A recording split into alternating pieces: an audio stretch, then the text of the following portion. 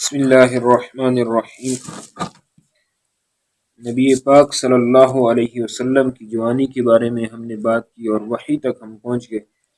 لیکن وحی سے قبل کا ایک اہم واقعہ بنائے کعبہ، اس کے اندر چند باتیں رہ گئی تھیں، لہذا ان کو اس دفعہ کلیئر کرتے ہوئے پھر ہم آگے وحی کی جانب جائیں گے۔ تو بنائے کعبہ جو ہوا ہے یہ کل 5 مرتبہ، خانہ کعبہ کی تعمیر کل 5 مرتبہ ہوئی۔ نمبر 1 آدم علیہ السلام نے کی ہے سب سے پہلے، اس کے بعد حضرت ابراہیم خلیل اللہ علیہ السلام نے کی ہے، اس کے بعد حضرت محمد مجتبیٰ صلی اللہ علیہ وسلم کی عمر مبارک جب 35 برس تھی تو اس وقت جو ہے لوگوں نے کی ہے، اور پھر چوتھی مرتبہ حضرت عبداللہ بن زبیر رضی اللہ تعالیٰ عنہ کے زمانہ خلافت میں، اور 5ویں مرتبہ حجاج بن یوسف کے زمانے میں۔ یہ 5 مرتبہ جو ہے تو خانہ کعبہ کی تعمیر ہوئی۔ خانہ کعبہ کی تعمیر جو ہے یہ کل 5 مرتبہ۔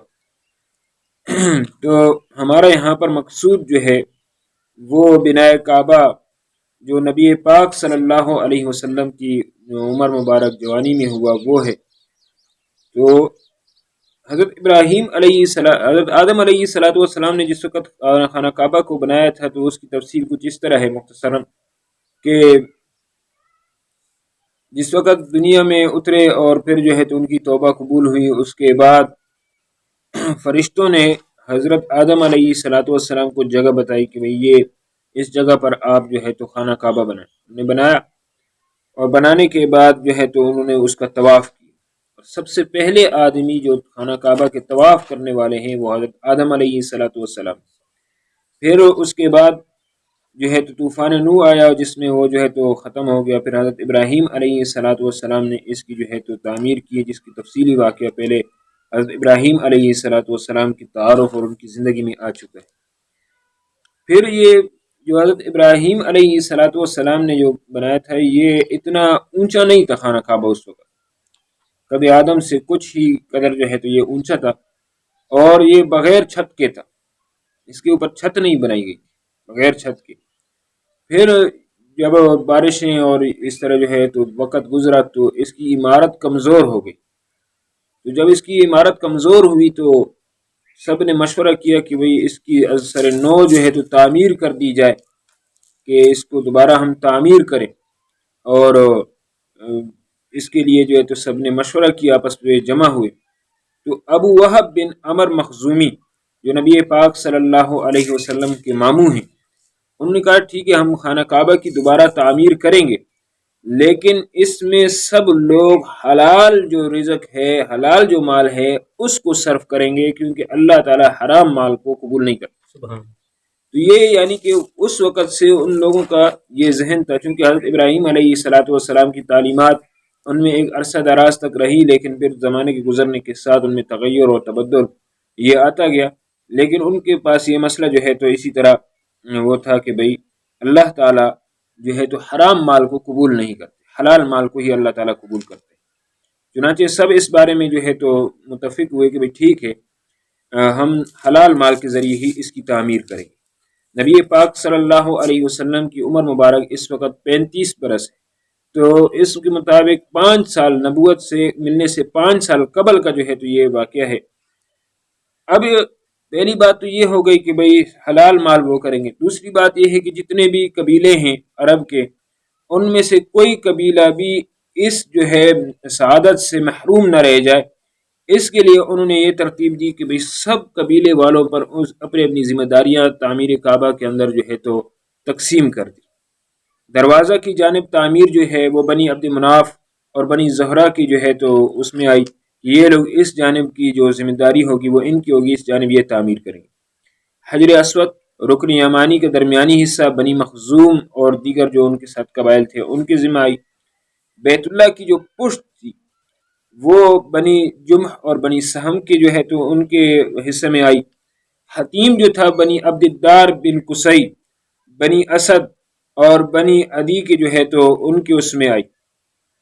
تو لہذا یوں جو ہے تو اس کی یہ تعمیر جو ہے تو اس کے حصے کو تقسیم کیا گیا۔ پھر اس صورت میں جب یہ تعمیر ہو رہی تھی، تعمیر کے لیے ان لوگوں نے مشورہ کیا اور جمع ہوئے، تو ان دنوں ایک جو ہے تو تجارتی جہاز جو ہے وہ آیا اور بندرگاہ کے ساتھ ٹکرا گیا اور وہ وہاں پر ٹوٹ گیا۔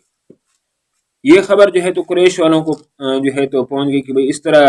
جو ہے تو جہاز آیا ہے اور جہاز جو ہے تو بندرگاہ کے ساتھ ٹکرا کر وہ ٹوٹ چکا ہے۔ تو ولید بن مغیرہ جو ہے وہ چلے گئے جدہ اور وہاں پر اس نے وہاں سے اس کے تختے لیے اور ان تختوں کو حاصل کیا تاکہ ان کو جو ہے تو اس کی چھت وغیرہ اور اس طرح جو ہے تو جہاں پر لکڑی کی ضرورت ہوگی وہاں پر اس کو جو ہے تو استعمال کیا جائے۔ اور اسی دوران جو ہے تو اسی جہاز کے اندر ایک رومی معمار جو جس کا نام باقوم تھا وہ آیا ہوا تھا، اس کو بھی اپنے ساتھ کر لیا کہ بھئی آؤ ہمارے ساتھ جو ہے تو آپ بنائے کعبہ میں جو ہے تو مدد کریں۔ اور وہ مطلب ہے کہ بہت ہی ماہر تھا چونکہ تعمیرات کے کام میں، تو اس کو اپنے ساتھ لے آئے۔ اب یہاں جب یہ سب جمع ہو گئے تو اب انہوں نے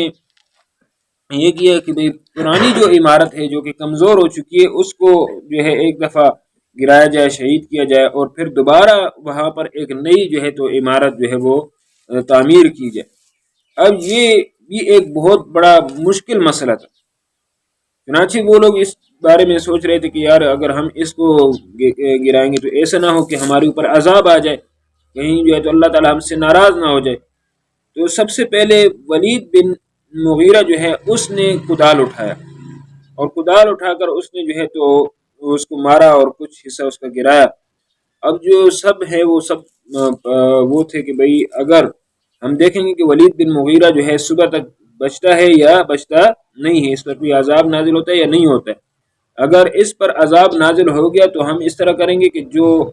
پرانی حالت ہے اسی پرانی حالت پر ہی ہم اس کو ٹھیک کر دیں گے، ہم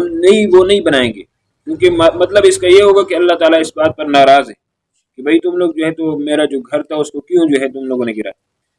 تو پھر اس پر جو ہے صبح پھر جو ہے ولید بن مغیرہ نے کدال اٹھایا ہوا، سب نے کہا کہ ہاں لگتا ہے کہ اللہ تعالیٰ ہمارے اس اقدام سے بڑے خوش ہیں، اس لیے جو مغیرہ پر کوئی جو ہے تو وہ نہیں آیا ہے۔ تو اس نے سب وہاں پر جمع ہو گئے اور سب نے اس عمارت کو ایک دفعہ منہدم کیا، دوبارہ وہاں پر ایک نئی شاندار عمارت جو ہے تو اس جگہ پر تعمیر کر دی۔ لیکن اب اس صورت میں یہاں پر کیونکہ مال جو تھا وہ کم رہ گیا، کم جمع ہوا تھا، حلال رزق جو تھی، حلال مال جو تھا وہ کم جمع ہوا تھا، اس لیے حتیم کا کچھ حصہ، رکن یمانی وغیرہ یہ باہر رہ گیا، وہ آج بھی باہر ہے۔ جو کعبہ کا جہاں پر نفل وغیرہ پڑھتے ہیں وہ حصہ آج تک جو ہے تو باہر ہے۔